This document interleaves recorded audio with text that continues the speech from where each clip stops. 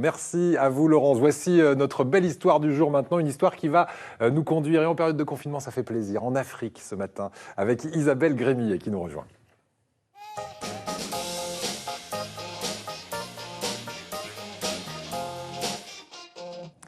Bonjour Isabelle Grémillet. Bonjour et merci. Merci d'être avec nous parce qu'on va un peu voyager avec vous. On va voyager en Afrique puisque vous avez créé l'association Paroles Indigo. Alors, Paroles Indigo, c'est parce que ce sont des paroles qui n'existent pas. Indigo, c'est pas vraiment un langage. Qui sont multiples ou qui... Et c'est une association pour promouvoir à la base la lecture, la culture, les langues africaines en général par le biais d'un festival annuel. Alors, qui sera dans une forme un peu particulière cette année, on va en parler. Mais on va commencer par cette première belle histoire. Ce festival a transformé, vous m'avez dit, un apprenti électricien en, j'ai le livre ici, héros de roman. Expliquez-nous comment ce festival a permis cette rencontre. Merci d'avoir retenu cette belle histoire. Effectivement, c'était il y a 3 ans. L'un des invités du festival, qui était un festival spécial Guinée, était un jeune mineur isolé qui avait fait tout le voyage depuis la Guinée pour venir chercher son avenir ici. Et à l'époque, il était lycéen et il avait été obligé de s'inscrire dans une filière électricité, alors que, comme il l'a dit à ce moment-là durant le festival, son souhait c'était de devenir écrivain et poète. Voilà. Il a rencontré dans le cadre du festival un grand slameur et poète qui s'appelle Marc-Alexandre Obambé, qui a pris le temps d'aller le rencontrer, de parler avec lui de sa vie, de son parcours, de ses rêves. Et ça l'a profondément touché, je crois. Et inspiré. Et inspiré, à tel point que c'est devenu un des personnages du roman qui vient de paraître, qui s'appelle Les Lumières d'Oujda.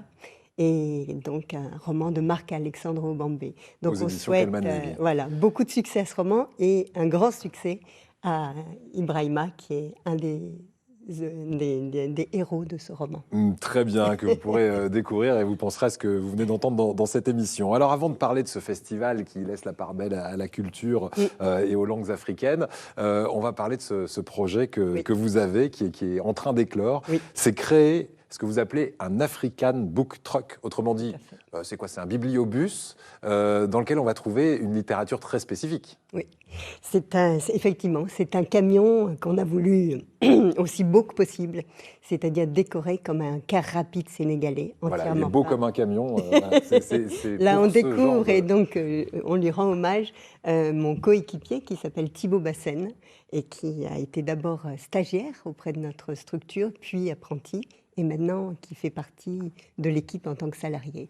Là, on découvre les aménageurs du camion. Les aménageurs qui sont autour de nous, mais là, on découvre les aménagements à l'écran, puisque vous le voulez beau, cosy, pour qu'on puisse passer du temps dans ce camion. Voilà. Quel sera l'objectif de ce camion? Il va faire des tournées, où ça? Dans notre région? Alors, le camion va se déplacer partout en France et en Europe francophone, en tout cas pendant 2 ans, à l'invitation... Projet à grande échelle. Voilà, à l'invitation de collectivités territoriales, de festivals, d'événements culturels. L'objectif, il est très clair, c'est de promouvoir les auteurs, les éditeurs et les artistes africains pour qu'ils soient mieux connus, qu'on connaisse mieux les cultures africaines dans ce qu'elles ont de très contemporain. Hein, voilà. Et que chacun aussi, du coup, se connaisse mieux lui-même, quand beaucoup de personnes ont quand même des origines africaines, ou qu'on comprenne mieux les autres en apprenant d'où ils viennent et quelle est leur culture. Et le but, c'est de découvrir la littérature dans notre langue française ou de découvrir les mots et les langues africaines aussi? Dans toutes les langues, parce qu'une langue, ce ne sont pas seulement des mots, c'est une façon de penser, de concevoir les choses, de concevoir le monde, de concevoir l'existence. Et donc, depuis le début du festival, on porte aussi cette question des langues, donc toutes les formes d'arabe et les langues africaines. Hein. Donc, en proposant des ouvrages bilingues, bien sûr, pour que tout le monde puisse s'y retrouver. Eh bien, donc prochainement, ce bus, l'African Book Truck, en tournée, vous l'avez entendu, dans la région, en France et en Europe. Mais pour que ce projet voie le jour, vous avez besoin encore peut-être de quelques finances. Et il y a une cagnotte en ligne. On va vous donner l'adresse de la cagnotte en ligne. Hein, c'est Eloasso African Book Truck qui va s'afficher sur votre écran. On est pratiquement au bout de cette cagnotte, parce que vous avez eu beaucoup de donateurs finalement. Alors, vous l'imaginez bien, la cagnotte, c'est un petit plus. Ouais. Depuis 1 an et demi, on rassemble les financements pour réaliser ce camion-là. Mais c'est vrai que la proposition qui nous a été faite est particulièrement ambitieuse et astucieuse, puisqu'elle développe un espace de 32 mètres carrés latéral dans lequel on va pouvoir organiser toutes les activités. Et pour réaliser cet aménagement-là, on a besoin d'un petit plus, d'où ce crowdfunding qu'on a lancé et qui a déjà bien démarré, puisqu'on est presque à 5 000 € déjà. Bravo. Et ce camion, il est magnifique. Et franchement, on vous souhaite d'aller très très loin avec. Alors, autre projet, je le disais, Festival Parole Indigo qui se déroule à Arles chaque année. C'est un festival de culture africaine qui ne pourra pas avoir lieu physiquement, mais vous allez vous rattraper quand même. Ce sera le 28 novembre sur votre site internet paroleindigo.fr. Oui. C'est ça. On pourra y voir un spectacle et un concert, c'est ça notamment ? Alors, on pourra y voir pendant 1h30 ce qui aurait dû être une rencontre avec du public et qui devient une captation avec diffusion en direct à l'invitation de la ville de Sarcelles. Voilà. On se branche à quelle heure le 28 novembre ? À 15h. À 15h sur le Parole. Samedi à 15h sur la page Facebook de Parole Indigo, sur le site de la ville de Sarcelles avant tout et sur les pages Facebook de tous nos partenaires, mais tout sera en ligne avec les informations et les liens. Parfait. Et puis on n'a plus de temps, mais voilà, le dernier projet en date, c'est aussi un voyage qui a été reporté à Saint-Louis du Sénégal pour une version africaine de votre festival, festival qui reviendra en France à Arles en 2021, mais on aura l'occasion d'y revenir d'ici. Et à Saint-Louis, j'espère en décembre. Merci beaucoup Isabelle Grémillet. Merci beaucoup pour l'invitation. Ce vendredi 20 novembre, vous le savez peut-être, ce sera la journée des droits de l'enfant et c'est le thème retenu justement dans notre boîte à idées aujourd'hui. Regardez.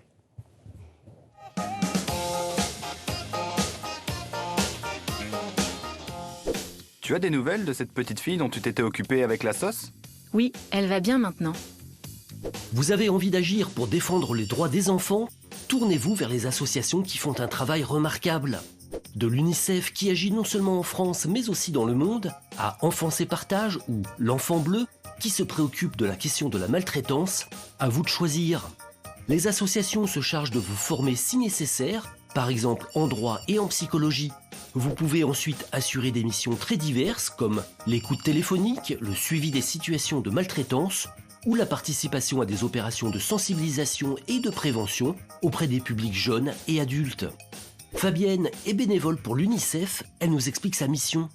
Je me suis engagée auprès de l'UNICEF il y a un peu plus de 3 ans comme chargée du patrimoine solidaire. Sur le terrain, je rencontre notaires et assureurs. Leur faire savoir que le don et les legs de leurs clients peuvent nous aider est important. Allier générosité et gestion de patrimoine, c'est possible. Je suis maman et j'aimerais que tous les enfants du monde puissent grandir en toute sécurité et sérénité. Aussi, obtenir des dons et des legs va nous permettre de défendre le droit des enfants à travers la planète. Choisissez la générosité qui vous ressemble. Vous aussi, vous voulez défendre les droits de l'enfant ? Rejoignez une association et trouvez une action qui vous convient. Et vous allez voir, on va continuer à évoquer les droits de l'enfant avec notre héros du quotidien aujourd'hui. Il s'appelle Bernard Serrati. Il est en ligne avec nous. Bonjour Bernard Serrati. Oui, bonjour Eric. Merci d'être avec nous. Alors, je rappelle que vous êtes un ancien policier de la brigade des mineurs à la retraite et aujourd'hui vous vous investissez dans une association qui s'appelle Parole d'enfants. Quelles sont les principales actions de cette association ? Puis on verra ce que vous allez faire pour cette journée mondiale de l'enfance. Alors, Parole d'enfants existe depuis 1994. C'est une association marseillaise tournée vers, pour mission de défendre l'enfant victime de toute forme de maltraitance, qu'elle soit scolaire, intrafamiliale ou institutionnelle. S'engage à faire respecter les droits de l'enfant. Et aussi, on est vigilant sur de nouvelles formes de violence et aux réponses qu'on peut y apporter. Et Parole d'enfants se mobilise sur le terrain avec une équipe professionnelle bénévole qui intervient auprès de publics variés en relation avec les réseaux partenaires.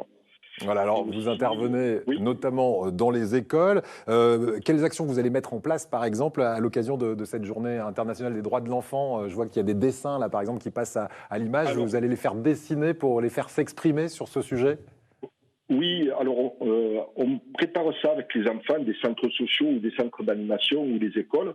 Et l'année dernière, par exemple, pour Bouge pour tes droits, on avait réuni à peu près 350 enfants, les musiciens de la Pointe-Rouge. Enfin, il y avait des tas de gamins qui sont venus faire des animations, qui un orchestre, qui des dessins, qui des fresques.